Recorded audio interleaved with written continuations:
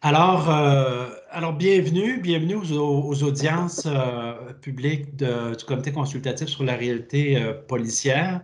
Euh, je me présente, Bernard Sémigny, je coordonne le comité, je vais présider la séance et rapidement, je vous présente mes collègues, Madame Marlene Jennings qui est avec nous, il y a Madame Nicole Gibault, Monsieur Alexandre Matte et Monsieur Louis Côté. Bonjour. Alors, bienvenue, Monsieur le maire. On a reçu votre mémoire, puis je dois vous dire, un mémoire extrêmement riche, extrêmement bien documenté. Ça a été un plaisir d'en prendre connaissance, comme mes collègues l'ont fait au cours des derniers jours. Je vous rappelle les consignes rapidement. Vous avez une dizaine de minutes pour présenter les points saillants de votre mémoire. Quand il va rester une minute, je vais vous faire signe pour conclure. On va avoir une vingtaine de minutes d'échange par la suite de la part des membres du comité. Monsieur Demers, on va orienter les questions vers vous ou selon les membres du comité et où vous pourrez par la suite les réorienter si la formule vous convient. Il y a toujours l'application, la fonctionnalité de lever la main si vous voulez prendre la parole et simplement lever la main. La rencontre est enregistrée comme vous le constatez. L'enregistrement va être mis sur le site Internet du ministère de la Sécurité publique demain, mais votre mémoire est publique aujourd'hui. Vous pouvez le rendre public également. Donc, il va être sur le site du ministère. Donc, ça va pour les consignes. Tout le monde est à l'aise. On prend l'expérience aussi de façon en mode virtuel depuis quelques mois. Alors, Monsieur le maire, la parole est à vous et vous en avez pour une dizaine de minutes. D'accord, merci et mes salutations à tous les membres du comité. C'est une occasion, une opportunité de se faire entendre. Je suis accompagné du directeur du service de police de Ville de Laval, M. Pierre Brochet, qui, s'il y a des questions plus techniques ou ponctuelles, pourra y répondre. Et de ma collègue, membre du comité exécutif, responsable de la sécurité publique à Laval, Mme Sandra Demel, qui aussi peut répondre à des questions si besoin il y a. Je tiens évidemment à déclarer mon conflit d'intérêt dans le présent dossier, ayant fait carrière pendant 30 ans au service de police de Ville de Laval. Mais aujourd'hui, je m'adresse à vous un petit peu basé sur cette expérience-là, mais aussi à titre de maire.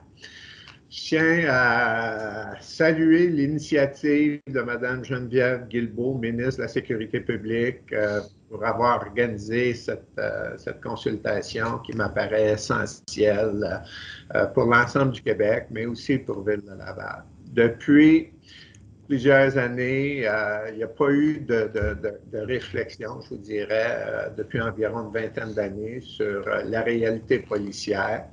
Et il y a eu plusieurs changements. Alors, ça s'impose. Nous devons nous adapter à l'évolution de notre société. Impossible de passer sous silence le fait que ces dernières années, la police a démontré l'importance de son rôle dans le filet social de la santé mentale. C'est une des principales raisons de l'augmentation du coût des services de police. En revanche, on constate que le financement accordé par Québec n'a pas toujours été au rendez-vous au même rythme. Et le déficit budgétaire fait en sorte que les décisions pareillement difficiles doivent être prises. Laval est la troisième ville en importance au Québec et c'est aussi la région qui connaît la plus forte croissance démographique. De plus, notre population immigrante est croissante. Laval, c'est la deuxième terre d'accueil pour les gens issus de l'immigration. C'est une bonne nouvelle en soi. Et pour que ça demeure une bonne nouvelle, il faut s'y préparer. C'est pourquoi en 2014, on a commencé à réfléchir sur notre offre de service en sécurité publique, en gardant toujours en tête que nous sommes imputables envers la population lavalloise. Le service de police de Laval connaît ses attentes et s'applique à y répondre.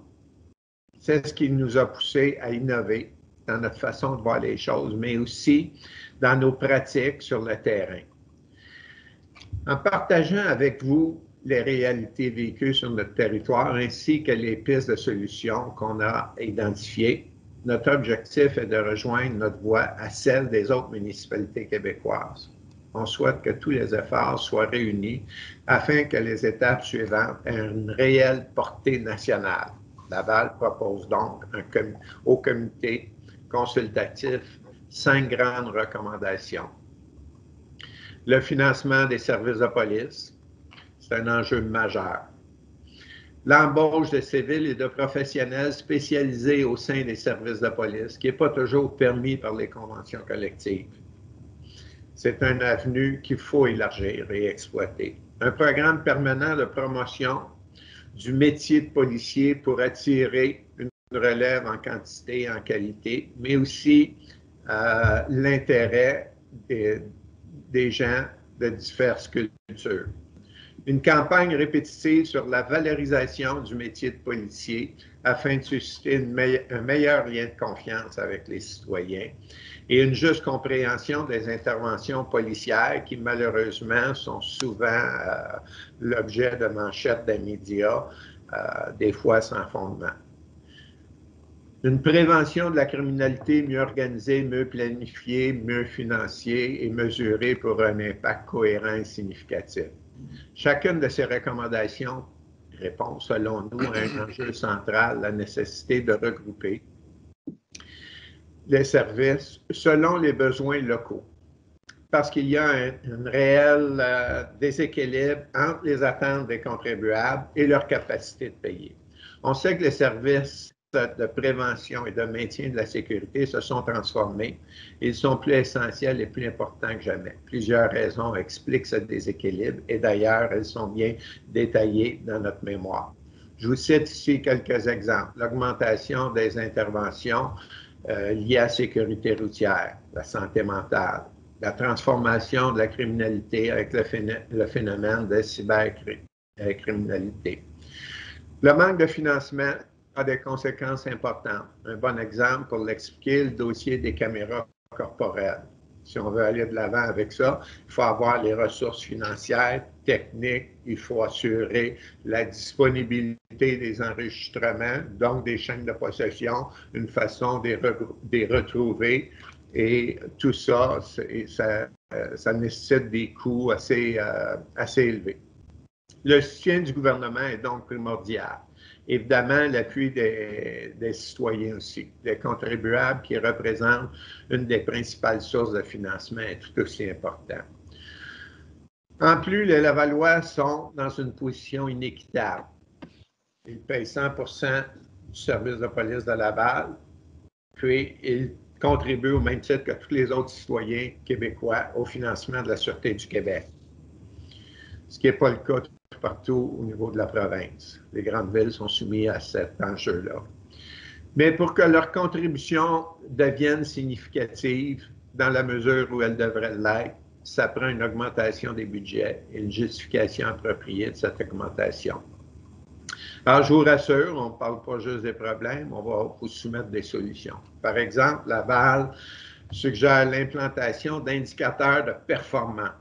Autrement dit, des facteurs mesurables qui serviraient à comparer l'efficacité d'un service de police par rapport à un autre, autant sur le plan des opérations que sur le plan de l'administration.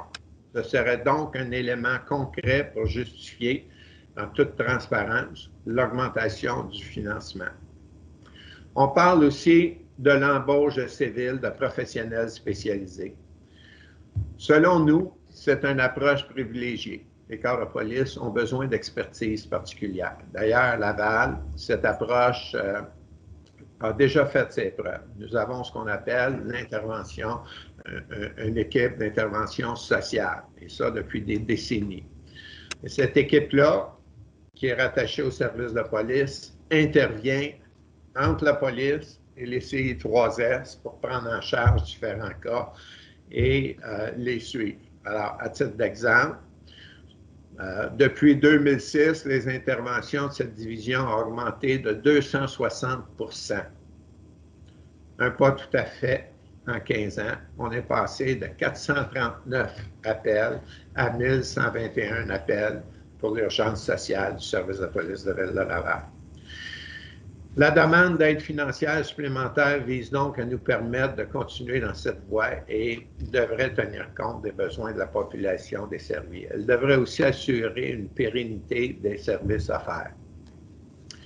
On sait par ailleurs que le regroupement de police spécialisée est une façon efficace d'élargir l'offre sans augmenter les coûts. On a mis en place avec la ville de Terrebonne le bureau d'intégrité et d'éthique de Laval, qui est devenu celui de Laval et Terrebonne. Et tout ça se fait sur une base volontaire. C'est Terrebonne qui a initié la démarche et on offre le service et on travaille ensemble au plus grand profit des citoyens de Ville de Laval. J'aimerais maintenant vous parler d'une autre suggestion, celle de mettre en place un programme permanent de promotion des métiers de policiers pour attirer une relève multiculturelle parce que c'est notre réalité. Alors, une campagne répétitive de publicité pour regagner la confiance envers les services de police et l'administration de la justice, chacun notre territoire, et qui va tenir compte des particularités de chacune des villes. Alors, nous croyons que les réflexions et les recommandations titrées dans chacun des mémoires présentées dans le cadre de cette consultation devraient traduire par une nouvelle approche pour le Québec au complet. Il faut adapter nos actions, nos décisions, nos orientations aux besoins de chacune des populations dans chacune des villes et que l'administration publique soit imputable directement à cette population-là. Okay. Je vous demande de conclure, M. le maire. Je vous remercie beaucoup de votre attention parce que mon 10 minutes est passé et malheureusement, je parle très lentement. Alors, j'ai essayé d'aller un petit peu plus vite, mais merci et nous sommes disponibles pour les questions. Merci, M. le maire. Vous avez été 10 minutes pile, je vous dirais. Donc, alors, on va ouvrir la période de questions. Je vais laisser la parole d'abord à M. Louis Côté. M. Côté, c'est à vous. Bonjour, M. Lemers. Bonjour. Votre équipe en passant, vous allez bien? J'espère que vous allez bien. Écoutez, tantôt, vous aviez dit que vous étiez en conflit d'intérêts, maire et ex-policier, mais vous avez oublié l'ancienne fonction que vous avez faite, syndicaliste policier, c'est ça? Effectivement. J'en ai oublié plusieurs, si on n'aura pas passé. Mais effectivement, on me tient responsable des déficits du fonds de pension depuis que j'ai été élu maire. Si vous permettez, on va profiter de cette occasion-là pour abuser de vous dans ce sens-là. C'est que vous avez amené, exemple, l'embauche de civils professionnels spécialisés au sein des corps policiers, une avenue à élargir, ce qu'on appelle la civilarisation en passant. Mais comment vous voyez présentement cet aspect-là, vous comme ancien syndicaliste, maintenant maire, parce qu'à un moment donné, il va y avoir des négociations à faire. Comment vous voyez l'avenir là-dedans? Écoutez, je dirais deux choses. Un, c'est qu'il faut évoluer. Bien, si ma mémoire est fidèle, dans la Convention des policiers de Laval, ça dit que toute fonction présentement occupée par un policier doit le demeurer. Alors ça, c'est un frein à l'évolution et bon, alors c'est une des difficultés. Nous, il y a bien des années, on a créé l'urgence sociale. Évidemment, c'est des gens spécialisés, des travailleurs sociaux qui prennent en charge les enfants, les victimes de violences conjugales, pour les rentrer au CI3S, pour les amener dans des organismes communautaires qui pourront en prendre charge par la suite, puis tout ça. Et on pense que c'est la bonne façon de faire. C'est plus facile, nos victimes, meilleur service à la population et même dans certains cas, moins coûteux que ce soit 2 ou 3 ou 4 policiers qui prennent charge. Alors, c'est l'orientation. C'est pas dans la culture policière à l'heure actuelle. Comme je dis, à l'heure actuelle, les policiers protègent et ça a toujours été, mais je pense qu'il faut amener la réflexion un petit peu plus loin. Je demanderai à Pierre peut-être de compléter parce que Oui, j'ai tous ces défauts-là, mais ça fait 20 ans que je suis détaché, alors la réalité est peut-être un peu différente. Pierre? Ben oui, ben, dans un premier temps, je dirais effectivement, il y a certains crimes qui sont maintenant devenus tellement complexes qu'on a besoin de renforts, on a besoin d'expertise diversifiée au sein des organisations. Présentement, on peut le faire, mais c'est un peu limité. Puis effectivement, pas seulement les syndicats policiers, mais l'ensemble des syndicats, quand une fonction est occupée, un poste est occupé par un membre de leur syndicat, ben, ils ne laisseront pas faire cette fonction-là par un autre groupe d'employés. C'est tout à fait normal. Mais je pense qu'il pourrait y avoir de l'ouverture au niveau des différents syndicats, considérant la complexité devant laquelle leurs membres sont confrontés. C'est de plus en plus difficile aussi pour les policiers d'enquêter des fraudes de longue haleine, par exemple. C'est difficile d'enquêter de la cybercriminalité. C'est de plus en plus complexe. Et moi, je suis convaincu que les policiers verraient d'un très bon œil, de recevoir une expertise externe. C'est peut-être un bon angle pour l'apporter aux différents syndicats. Merci, M. Brochet. Mme Gibault. Oui, bonjour. Deux questions comme ça, là. Un, vous avez parlé du partage d'informations parce que c'est un outil extraordinaire, j'imagine, en matière de santé mentale, mais vous devez sûrement vous confronter à la loi de l'accès à l'information pour la protection de la vie privée, où vous avez trouvé un moyen où les CISUS, ça se partage mieux. Ça, c'est mon premier volet. Et deuxième volet, c'est vous avez une ville énorme, effectivement. La communication, la transparence, la confiance de la société, etc., dans la communication. Si vous pouvez m'en jaser un peu. Écoutez, je vais vous dire ma perception. Évidemment, il faut respecter la loi de l'accès à l'information et la protection des renseignements personnels. Maintenant, il y a des protocoles d'entente, de collaboration qui peuvent être signés et ça prend un climat de confiance entre les parties et des façons de faire. Bon, évidemment, dans ma carrière, j'ai fait environ une vingtaine d'années d'enquête. On partage l'information, puis chaque organisation a sa façon de faire. Et des fois, on sait où retrouver l'information, ou on peut se dire où on va retrouver l'information si on ne peut pas la partager. Bon. Et l'autre aspect, il faut que ça soit toujours fait dans l'intérêt public. Je pense que qu'est-ce qu'il faut casser, c'est la culture du secret qui a toujours existé dans la communauté. Et plusieurs fois, les gens vont dire l'information, c'est le pouvoir, puis je veux garder le pouvoir pour moi. Fait que ça peut se voir à l'intérieur d'un même corps de police, mais aussi en différents corps de police. Puis il y a des exemples de succès où on a fait des organisations mixtes regroupant des gens de différents services de police dans une escouade avec un mandat bien précis qui permettait une meilleure transmission de l'information. Alors, Pierre, si tu veux ajouter, là, parce que tu es plus à jour que moi. Oui, bien, je pense que vous connaissez, on en a déjà parlé, mais la division urgence sociale, le point fort de cette division-là, et ça va au-delà des différents protocoles. Évidemment, on travaille dans le respect des droits et libertés, de l'accès à l'information, mais c'est le lien de confiance qui s'établit à long terme. On a un chef de division, on a des employés permanents dans notre service de police. Contrairement à d'autres formules où les gens de la santé, par exemple, ou des organismes communautaires auraient à faire affaire avec différents policiers à différents moments. Alors, où il y aurait, selon le poste où ça arrive, selon l'agent d'intervention communautaire qui est disponible, par exemple. Alors, moi, je pense que le fait qu'on ait une division urgence sociale dans nos murs et une stabilité au niveau des employés améliore la transmission, l'échange d'informations, la collaboration, le partenariat qui est si important à ce niveau-là. Et sur le volet communication, vous proposez, pour faire suite à l'intervention de Mme Gibault, vous proposez un grand chantier, M. le maire. Au niveau des communications. Des communications.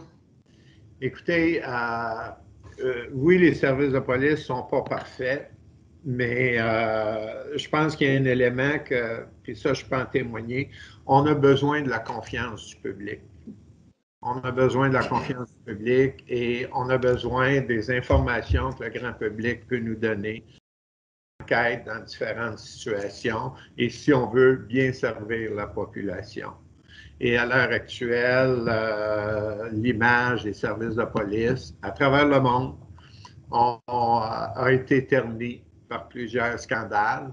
Mais si on le prend au niveau statistique, je pense qu'au Québec, puis on peut dire au Canada, nous avons généralement un bon service de police. Et dans toute collectivité, incluant la police, il y aura toujours des gens qui vont faire des faux pas. Mais il faut ramener la confiance du grand public envers la police, puis il faut maintenir ça. Puis ça, j'en témoigne personnellement, c'est un ingrédient essentiel à l'efficacité d'un service de police. Et je pense que les cours l'ont souvent reconnu. C'est pour ça que les informateurs des services de police peuvent rester anonymes. Mais si on n'a pas l'information qui nous vient de la population, si on n'a pas la confiance de nos victimes de venir de l'avant et dénoncer des situations, alors là, on a un problème, on a un enjeu. Pierre, tu veux ajouter? Oui. Ben, effectivement, la confiance, c'est la base de notre métier. Hein. Sans la confiance des citoyens, on ne peut pas faire notre métier de façon convenable. Au niveau communication, ce que M. le maire propose, c'est très intéressant, c'est de faire en sorte, entre autres, de s'assurer que, et particulièrement au niveau des nouveaux arrivants, des minorités ethniques visibles, que l'on comprenne bien le rôle du policier dans un premier temps. Que l'on comprenne bien pourquoi il fait tel ou tel type d'intervention, dans le cadre de quoi. Et ce qui souvent, on prend pour acquis que c'est connu, hein, mais les gens qui arrivent de d'autres pays, c'est d'autres façons de fonctionner. La police, souvent, les corps policiers, on parle de dictature ailleurs dans le monde bien souvent, très autoritaire, alors on n'a pas du tout cette approche-là ici.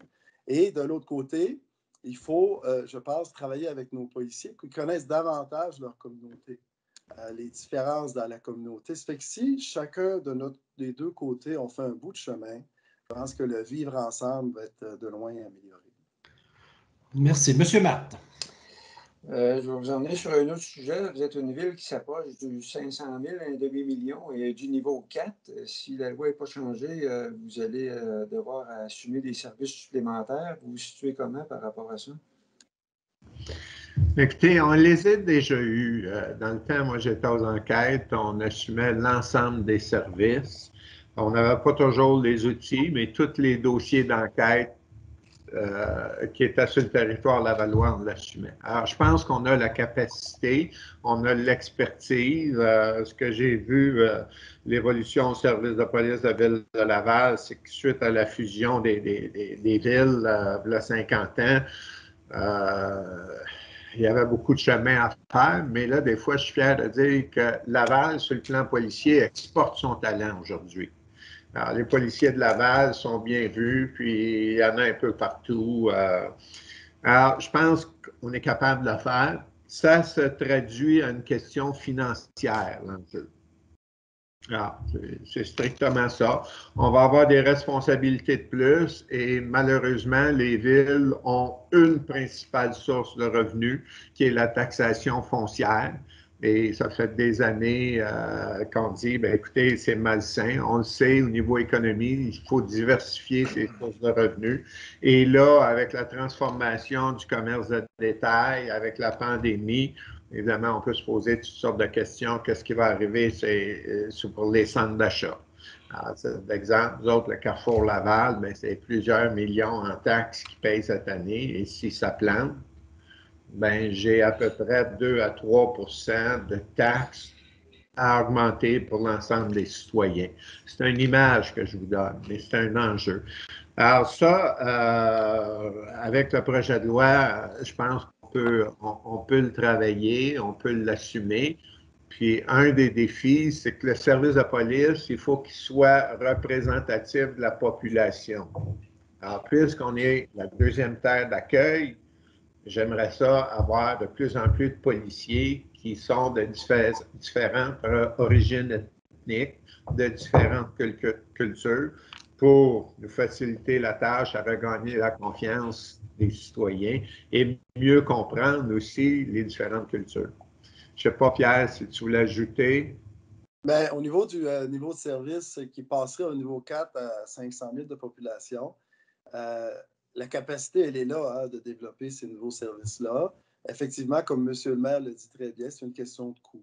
On a calculé qu'il faudrait probablement ajouter une quarantaine de policiers au service de police, d'investissement en technologie, entre autres, parce que le niveau de service 4 amène le volet écoute électronique, par exemple.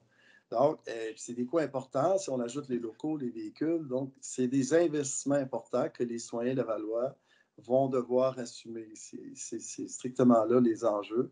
On revient rapidement au niveau de l'équité, au niveau du financement des corps de police.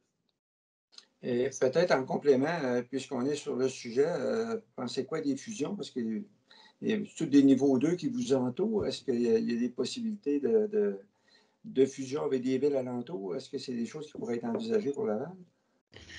Moi, je pense que oui, selon certains grands principes. Si on veut que le service de police soit imputable à sa population, ça passe par les élections.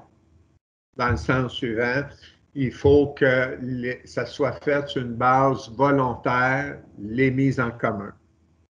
Alors, si à Laval, on a développé un outil, comme on l'a fait avec le BIEL, et c'est la ville de Terrebonne qui nous approche, qui dit on aimerait y participer. Bon, ben, on négocie quelque chose et on arrive à une entente et c'est sur une base volontaire. Alors, si jamais au niveau du 911, de la détention, où il y a des services comme ça, et ça permet toujours à la population d'avoir un point de dire, ben écoute, notre service de police est imputable parce que si réellement ça ne marche pas, on changera à gang à l'hôtel de ville, puis ceux qui vont nous présenter un service de police selon nos besoins pourront être élus.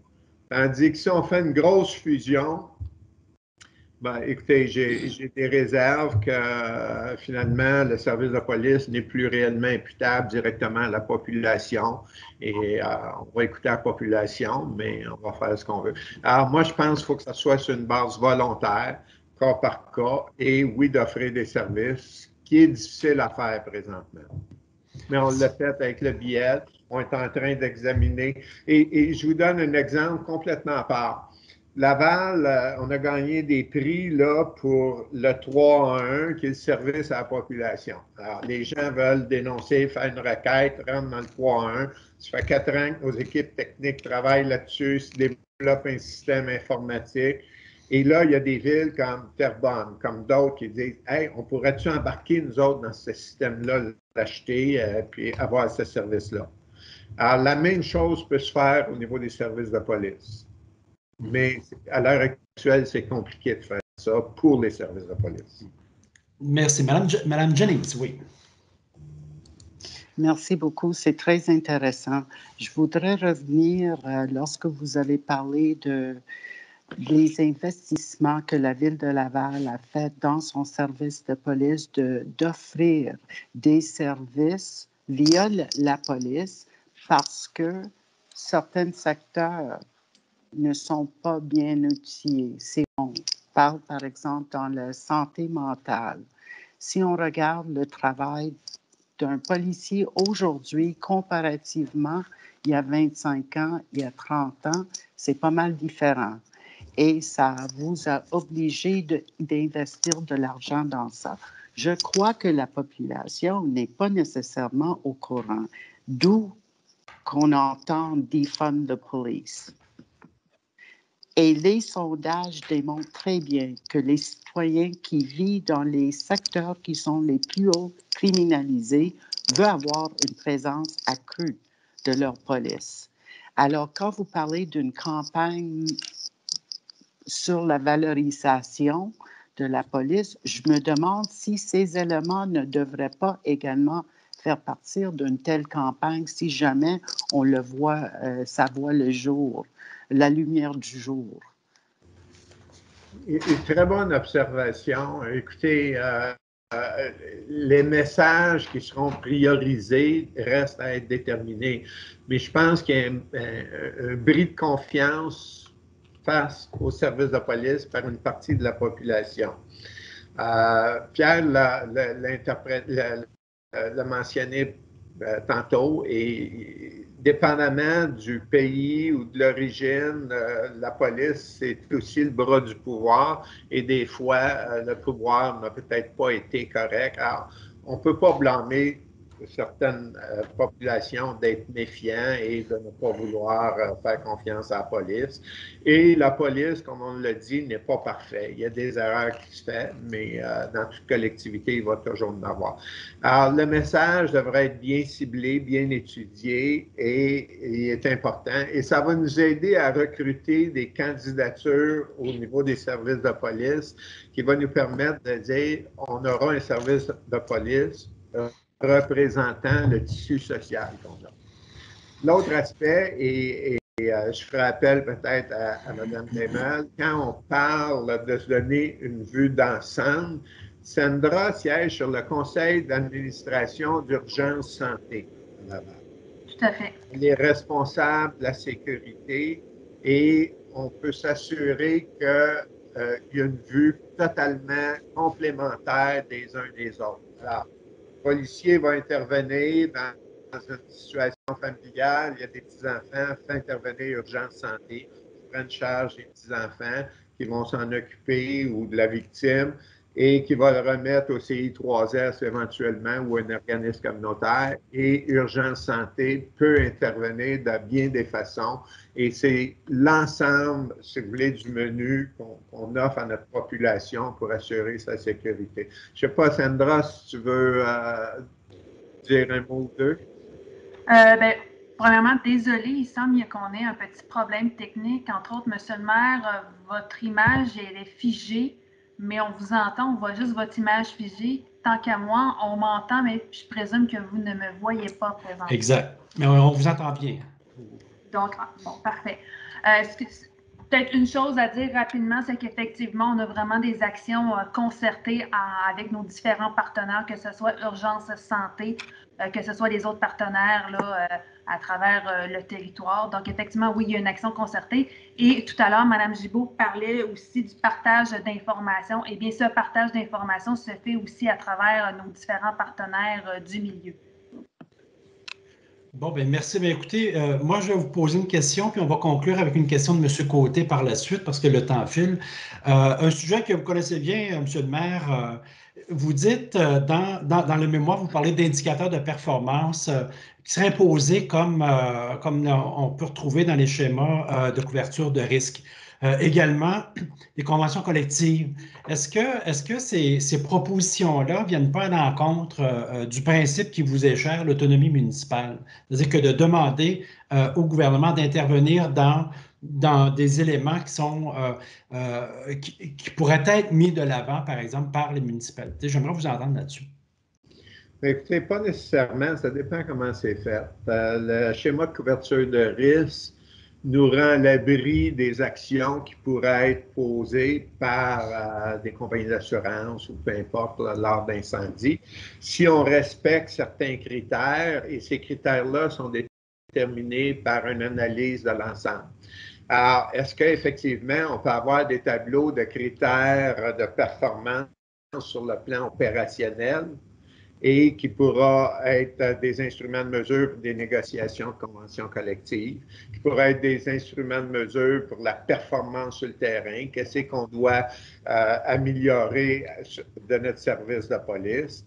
Et évidemment, sur le plan administratif, qu'on puisse comparer le coût d'un service de police d'une région à l'autre, d'une ville à l'autre, des comparables, de façon à dire, bien, écoutez, mais d'avoir ces indicateurs-là. À l'heure actuelle, si on va aller chercher mon expérience à l'époque où on s'occupait des statistiques, même au niveau des statistiques, il y a des interprétations différentes d'une ville à l'autre. On n'impose pas nécessairement, mais il y a un point de chute, toutes ces statistiques-là. Il y a une recette qui va permettre de comparer des comparables Et ça pourrait changer à moyen et long terme la façon de gérer les services de police. Merci. Monsieur Côté, vous avez la dernière question. Bon. Monsieur Demers, vous avez parlé tantôt de financement par rapport au financement. Vous avez parlé tantôt d'avoir plus de financement, surtout pour la quantité de travail qui a augmenté par rapport à la santé mentale. Est-ce que j'ai bien compris? Effectivement, mais c'est un exemple, la santé mentale. OK, parfait. Maintenant, l'autre chose là-dedans, surtout dans le domaine du financement, vous avez dit l'augmentation du financement, oui, mais l'ordre de grandeur, puis c'est d'autres domaines particuliers, c'est une réflexion qui est à faire. Effectivement, de là d'avoir des barèmes de performance qui nous permettraient de mesurer et de justifier les demandes ou d'ajuster les perceptions. Puis, dernier point, encore une fois, si j'ai bien compris, vous avez parlé de toutes les fusions ou les regroupements concernant la Couronne Nord. Vous avez dit que ça devrait plutôt être soumis, les projets devraient plutôt être soumis à la population. Et si j'ai bien vu, le 7 novembre 2021, c'est les prochaines élections municipales, c'est ça? Bien, écoutez, pas nécessairement à la population, mais aux gens qui sont imputables. OK. Alors, c'est sur une base volontaire. Nous, ce qu'on a fait avec Terrebonne, là, c'est sur une base volontaire. Alors, on a dit à Terrebonne, voici le produit qu'on a développé. Et c'est Terrebonne qui nous a approchés. C'est le maire de Terrebonne qui m'a approché. On a assis nos directeurs de police ensemble, puis regardé ce qui est possible. Politiquement, moi, j'avais aucune objection. Puis si je peux rendre service et partager, tant mieux. Alors, c'est sur cette base-là. Mais si éventuellement on fait une régionalisation massive, non sollicitée, ben, je pense ou non volontaire, on court après le problème. Et là, ben, le service de police n'est plus imputable directement. Comment est-ce que la population influence son service de police? Il reste la mauvaise publicité dans les médias, puis ce qu'on vit présentement. Ça va pour moi, je vous remercie énormément. Bien, merci beaucoup. Merci, Monsieur le maire. C'est vraiment apprécié là, le temps. Le temps court et la séance est terminée. Je tenais à vous remercier, Mme Desmeules, également, M. Brochet. Encore une fois, puis je le répète, là, un excellent mémoire qui donne de la perspective nationale, de la façon dont vous abordez les choses. Ça va être un outil précieux pour la réflexion des membres du comité. Alors, merci beaucoup d'avoir répondu à nos questions. C'est très apprécié et bonne fin de journée. Merci encore. Merci beaucoup. Merci. Merci beaucoup. Merci.